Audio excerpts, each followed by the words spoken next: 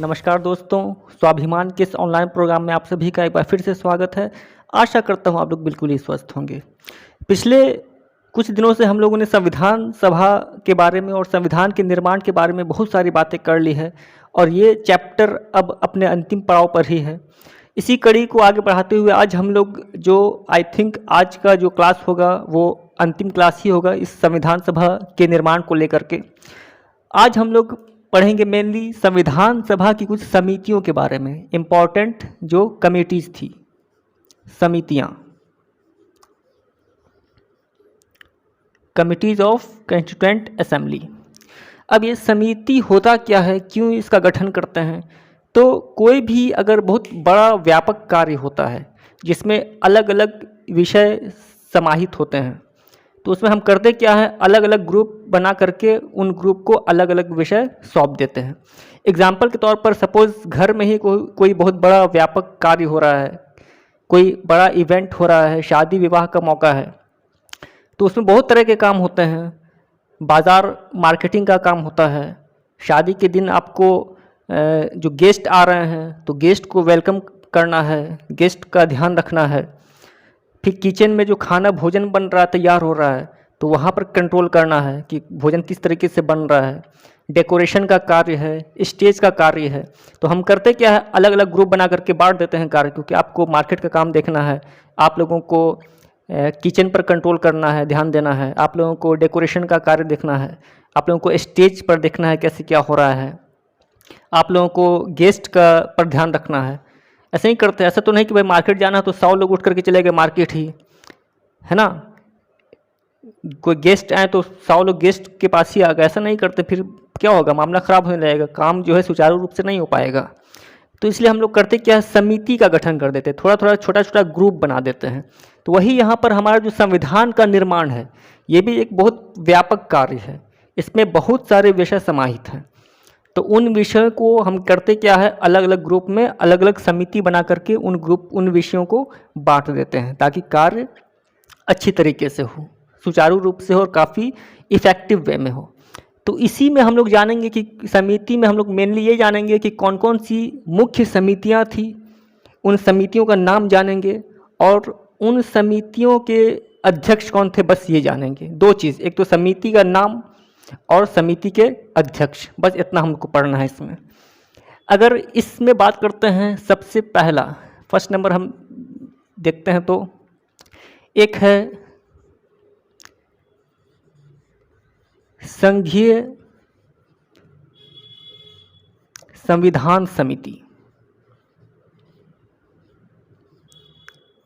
संघीय संविधान समिति, संघीय संविधान समिति के अध्यक्ष थे पंडित जवाहरलाल नेहरू। पंडित जवाहरलाल नेहरू। संघीय संविधान समिति में संघ से संबंधित जो मैटर थे, उससे संबंधित जो समिति थी, केंद्र से संबंधित, उसे हम लोग कहते हैं संघीय संविधान समिति, उसे कहा गया। इसी में एक याद रखेंगे,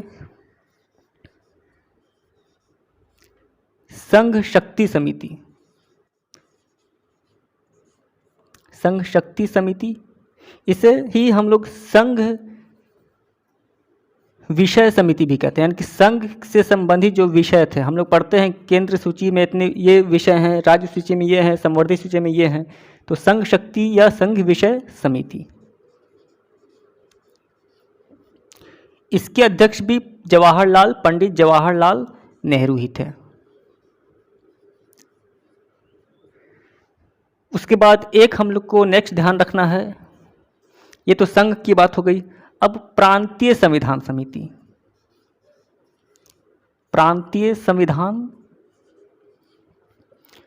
समिति, इसके अध्यक्ष हैं सरदार वल्लभ भाई पटेल। सरदार पटेल, शॉर्ट में मैं लिख दे रहा हूं, आप पूरा नाम याद रखेंगे, सरदार वल्लभ भाई पटेल। एक है आपको, ये तो प्रांतीय संविधान समिति, यानी कि प्रांत से संबंधित जो विषय वगैरह हैं उसको लेकर के। एक समिति थी राज्यों से संबंधित, जो समझौता समिति थी, यानी कि सारे राज्य को एक साथ जोड़ना, जो अलग अलग देशी रियासत भी थी उन सभी को जोड़ने के लिए उनसे समझौता करके केंद्र में समाहित करने के लिए हम लोग ने पहले पढ़ा था कि जो प्रिंसली स्टेट थे, देशी रियासत, उन लोगों ने अपने अपने सदस्य को नहीं भेजा था संविधान सभा में। ठीक है, तो उन सारे से समझौता राय मशवरा करने के लिए एक समिति बनी थी, वो था राज्यों के लिए समझौता समिति। राज्यों के लिए समझौता समिति, इसके अध्यक्ष हैं नेहरू, पंडित जवाहरलाल नेहरू। ठीक है, तो स्टार्टिंग में हम लोगों ने देखा जो दो संघीय मामले हैं, संघीय संविधान समिति और संघीय विषय समिति, इसके अध्यक्ष नेहरू हैं। संघ का जहाँ भी बात आ रहा है यहाँ पर, इसके अध्यक्ष कौन है? पंडित जवाहरलाल नेहरू हैं। उसके बाद प्रांतीय संविधान समिति सरदार पटेल, और राज्यों के लिए जो समझौता समिति थी उसके अध्यक्ष थे पंडित जवाहरलाल नेहरू। ठीक है, अब नेक्स्ट है एक बहुत इम्पोर्टेंट मौलिक अधिकार, जिसे हम लोग मूल अधिकार भी कहते हैं। मूल अधिकार से संबंधित समिति थी, मूल अधिकार से संबंधित समिति थी। इसके अध्यक्ष याद रखेंगे सरदार पटेल, बहुत इंपॉर्टेंट है, कई बार एग्जाम में आ चुका है और आगे भी आने की संभावना, क्योंकि एग्जाम में वही आते हैं जो इम्पोर्टेंट होता है।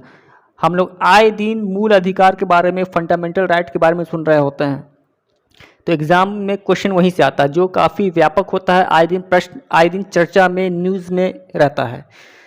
तो मूल अधिकार से संबंधित समिति थी, उसके अध्यक्ष हैं सरदार पटेल।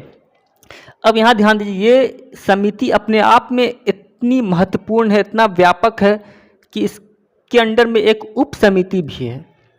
ठीक है, तो इसमें याद रखेंगे मूल अधिकार से संबंधित एक उप समिति थी,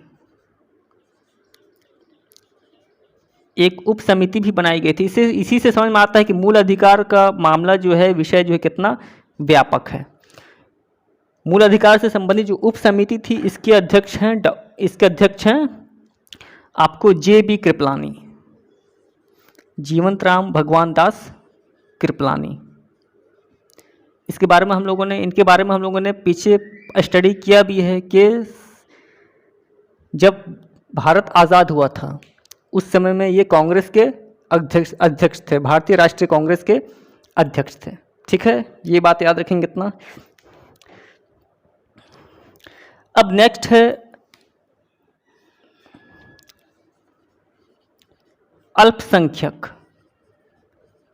अल्पसंख्यक से संबंधित समिति थी। अल्पसंख्यक से संबंधित जो समिति थी उसके अध्यक्ष भी हैं सरदार पटेल।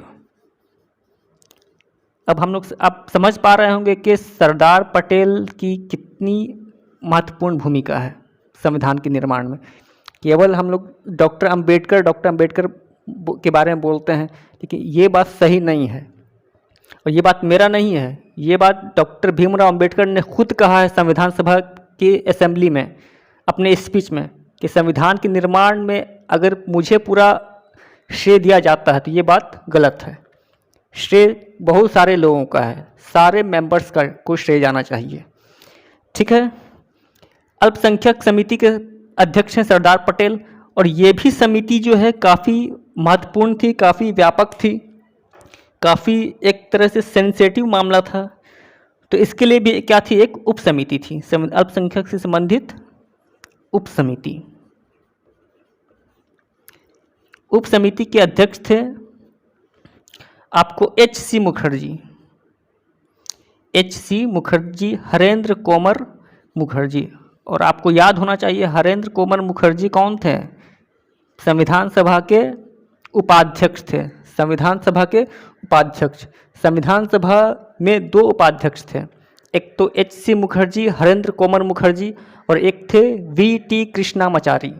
ठीक है, सारी बातें पिछले क्लासेस में हो गई हैं, इन सभी बातों को ध्यान रखेंगे और रिकॉल करते जाएंगे, तभी बात पकड़ में रहेगी और एग्ज़ाम में आप परफॉर्म कर पाएंगे, तो फिर बात सारी माइंड से स्लिप होती चली जाएगी। तो यहाँ ये जो स्लाइड है इसमें हमने कुछ समितियों के बारे में लिखा है। इसमें एक बात और याद रखेंगे,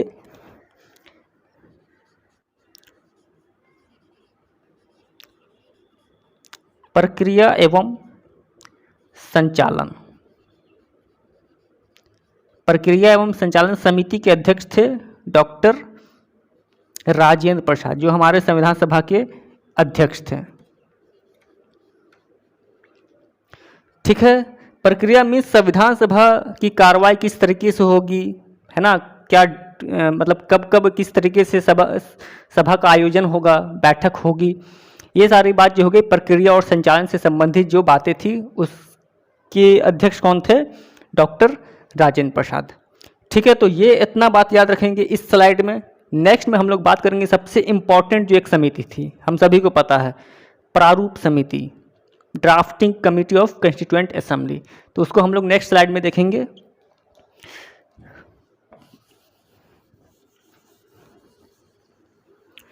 ठीक है, अब नेक्स्ट हमारी जो सबसे इम्पॉर्टेंट समिति है, एक प्रारूप समिति, आई थिंक 8 नंबर,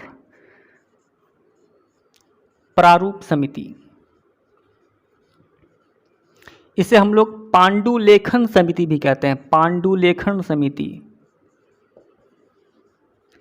या इसे मसौदा समिति भी कहते हैं। क्यों मसौदा समिति कहते हैं, बात करेंगे बाद में आगे। और इंग्लिश में हम सभी को पता है ड्राफ्टिंग कमेटी, ड्राफ्टिंग कमेटी। ठीक है, इसके अध्यक्ष हम सभी को पता है, अध्यक्ष कौन है, doctor B.R. Ambedkar, doctor B.R. Ambedkar इस समिति के अध्यक्ष हैं।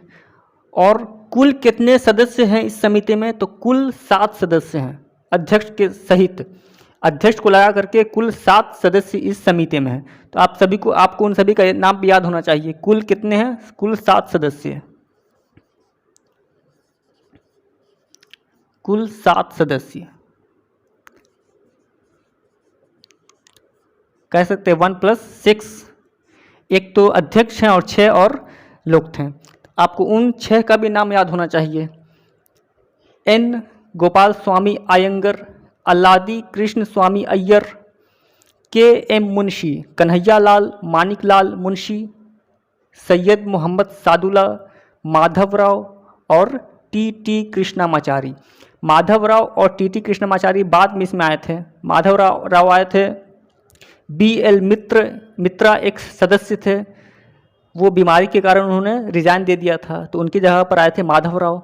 और दूसरे एक सदस्य थे D.P. खेतान, D.P. खेतान की मृत्यु हो गई थी और उसके जगह पर आए थे T.T. कृष्णामाचारी। ठीक है, इन 7 का 6 का और प्लस ये 7 का नाम याद होना चाहिए।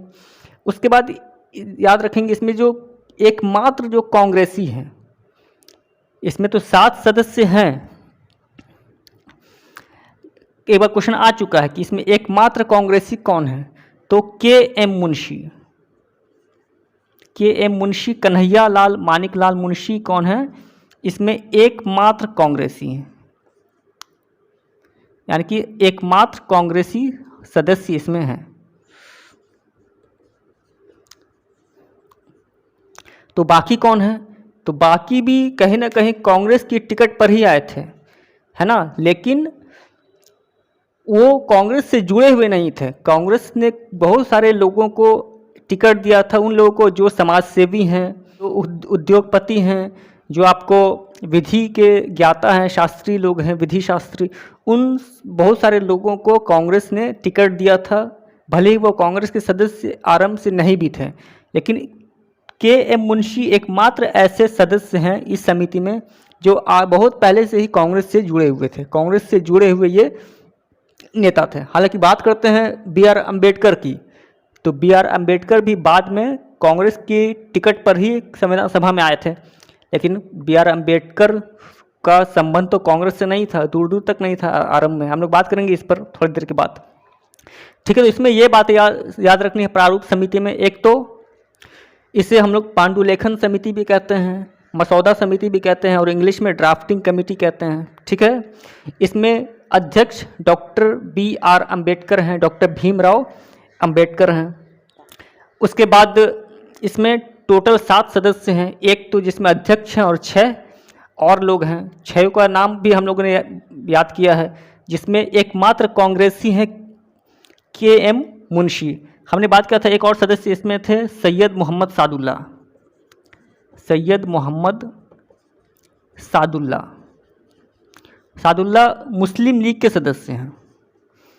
हमने आरंभ में कुछ दिन पहले कुछ क्लास पहले बात किया भी था कि भले ही विभाजन हो गया, लेकिन विभाजन के बाद ऐसा नहीं कि मुस्लिम लीग के सारे सदस्य पाकिस्तान चले जाएंगे। केवल पाकिस्तान की संविधान सभा में वही मेंबर जाएंगे जिनकी सीट पाकिस्तान चली गई है ना, जिनकी सीट भारत में है। ये मुस्लिम लीग के सदस्य कहाँ से थे? असम के एरिया से। असम में एक सीट थी, वहाँ से थे। और असम तो विभाजन के बाद भारत में पाकिस्तान में नहीं गया था, तो इनकी सीट भी पाकिस्तान में नहीं गई और ये कहाँ रहे? भारत के ही संविधान सभा के सदस्य रहे और भारत के ही नागरिक बन करके रहे। ठीक है, तो एक तो इसमें लीग के हैं, एक कांग्रेस के हैं और बाकी सब भी कांग्रेस के टिकट पर हैं, लेकिन वो शुद्ध रूप से हम कह सकते हैं कि कांग्रेसी नहीं थे, यानी कि उनका नाता जो है कांग्रेस से नहीं था। कांग्रेस ने उन लोगों को टिकट दिया था जिनको कांग्रेस ने आवश्यक समझा, समाज सेवी लोगों को, जो विधि के कानून के ज्ञाता लोग हैं, उन लोगों को टिकट दिया था। ठीक है, आई थिंक अब इतनी बात समझ में आ रही होगी। अब नेक्स्ट हम लोग बात करेंगे जो प्रारूप समिति का जो कुछ कार्य है उसके बारे में हम लोग बात करेंगे कि किस तरीके से प्रारूप समिति ने अपना योगदान दिया है। इसमें कई बार सुनते हैं प्रारूप समिति के बारे में, बी.आर. अम्बेडकर के बारे में। तो नेक्स्ट स्लाइड में हम लोग जानेंगे कि एक तो बी.आर. अम्बेडकर, जब संविधान के निर्माण की बात हो रही है, संविधान सभा की बात हो रही है और बी.आर. अम्बेडकर जी के बारे में थोड़ा सा हम लोग नहीं जानेंगे तो कहीं ना कहीं बात अधूरी रह जाएगी। तो हम लोग नेक्स्ट जानेंगे थोड़ा बी.आर. अम्बेडकर के बारे में और फिर प्रारूप समिति के कार्य के बारे में।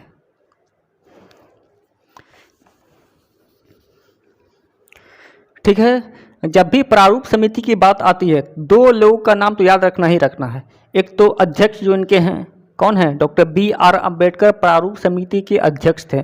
एक नाम और भी याद रखना है, जिन नाम को कई लोग जानते भी नहीं हैं, कई लोग उन नाम की चर्चा भी नहीं करना चाहते हैं, पता नहीं क्यों, लेकिन आपको एक नाम और भी याद रखना है जो हमारे संविधान सभा के सलाहकार थे। संविधान सभा के जो सलाहकार थे, कौन थे? बी.एन. राव। बी.एन. राव, बेनेगल नरसिंह राव। इसने क्या किया था? तो ये संवैधानिक सलाहकार थे के पद पर थे। और याद रखेंगे ये संविधान सभा के सदस्य नहीं थे, जो आरंभ में 389 सदस्य थे और बाद में 299 हो गए थे विभाजन के बाद, लेकिन फिर भी ये संविधान सभा के सदस्य नहीं हैं। संविधान सभा में एक पद था संवैधानिक सलाहकार का, सदस्यों के अलावा, और वो ये जो है उस पद पर थे, संवैधानिक सलाहकार के पद पर थे। संविधान सभा ने इन्हें अपना संवैधानिक सलाहकार नियुक्त किया था। ये काफ़ी विद्वान थे, भारतीय सिविल सेवा में काम कर चुके थे, ये रिटायर्ड ऑफिसर थे और काफ़ी न्याय के बहुत ही बड़े विद्वान थे। भारत के पहले ऐसे व्यक्ति हैं ये जिन्हें इंटरनेशनल कोर्ट ऑफ जस्टिस में, यानी कि अंतर्राष्ट्रीय न्यायालय में काम करने का मौका मिला था, जो नीदरलैंड के हैग में है। नीदरलैंड में international court of justice present है। ठीक है, तो बी.एन. राव कौन है? संवैधानिक सलाहकार हैं। और इन्होंने क्या किया था? तो संविधान का आरंभिक ड्राफ्ट तैयार किया था। आरंभिक ड्राफ्ट जो है संविधान का इन्होंने ही तैयार किया था, यानी कि कह सकते हैं कि एक रफ ड्राफ्ट, आरंभिक संविधान का ड्राफ्ट इन्होंने ही तैयार किया था।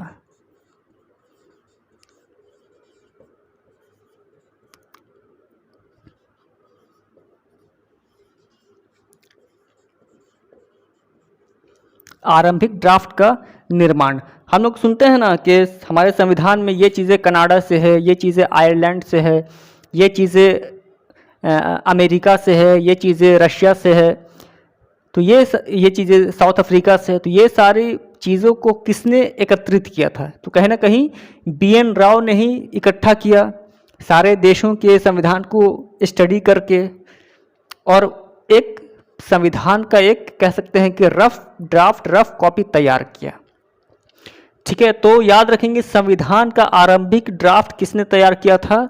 तो जो संविधान सभा के सलाहकार थे डॉक्टर BN राव, इन्होंने ही किया था। ठीक है, इतना बात याद रखेंगे। उसके बाद इन्होंने ड्राफ्ट बना करके अपनी रिपोर्ट पेश की, यानी कि ड्राफ्ट पेश किया था आपको अगस्त 1947 में संविधान सभा को अपनी रिपोर्ट यानी कि अपना ड्राफ्ट पेश किया, प्रस्तुत किया।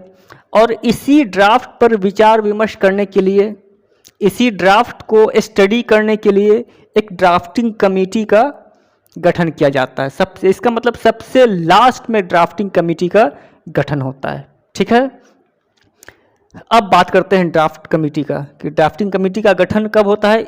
इनकी रिपोर्ट पेश करने के बाद, यानी कि ड्राफ्टिंग कमेटी बनाई ही गई थी इनके द्वारा तैयार किए गए ड्राफ्ट को स्टडी करने के लिए, उसमें देखने के लिए कि कौन सी बातें हमारे देश के लिए काफ़ी महत्वपूर्ण है, कौन सी बातें उतनी अधिक महत्वपूर्ण नहीं भी हो सकती है, कोई ऐसी बातें, उन सारी बातों को स्टडी करने के लिए, रीड करने के लिए ड्राफ्टिंग कमेटी का गठन हुआ था, जिसके अध्यक्ष कौन थे? डॉक्टर BR अम्बेडकर थे और साथ में 6 लोग और भी थे।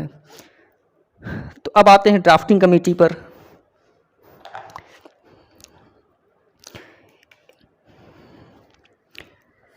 अब आते हैं हम ड्राफ्टिंग समिति पर।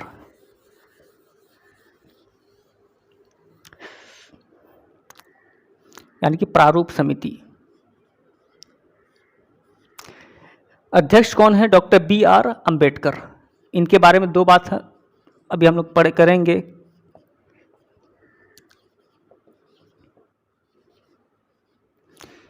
BR अम्बेडकर।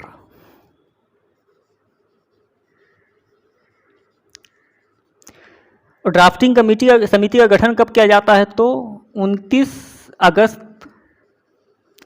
1947 को। ठीक है, अगस्त में ही BN राव ने अपनी रिपोर्ट पेश किया संविधान सभा में।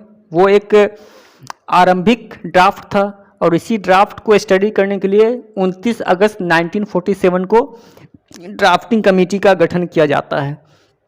अध्यक्ष हैं BR अम्बेडकर। अब BR अम्बेडकर से संबंधित कुछ बातें। सबसे पहली बात तो ये कि BR अम्बेडकर संविधान सभा में कहाँ से सदस्य थे, इनके बारे में क्वेश्चन तो आएगा ही आएगा। तो ये संविधान सभा में कहाँ से, किस सीट से सदस्य थे? तो याद रखेंगे पहले जब भारत का विभाजन नहीं हुआ था, सपोज ये हमारा भारत है,